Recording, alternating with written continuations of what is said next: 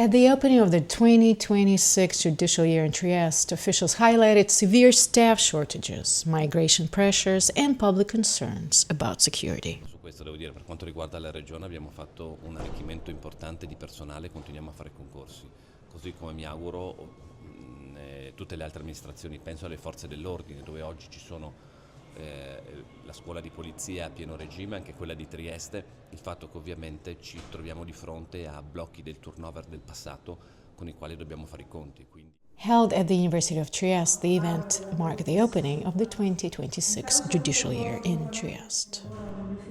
Yes, we are welcoming this event that is important for us, for our university, because the Department of Law is one of the departments with the highest tradition. È importante perché questo è l'anniversario quindi dell'inaugurazione dell'anno giudiziario ed è un momento importante di riflessione su quello che sarà il futuro della magistratura, quello che è lo stato dell'arte delle cose e in particolare anche della situazione del nostro distretto in Friuli Venezia Giulia. The event also underscored divisions over a judicial reform set to go to a national referendum in March. Sono convinto che la magistratura abbia tutto da guadagnare da una riforma che la rende più credibile agli occhi dei cittadini. That we are against this reform, legislative reform of the Italian government, because this reform is against our constitution, is against the independence of the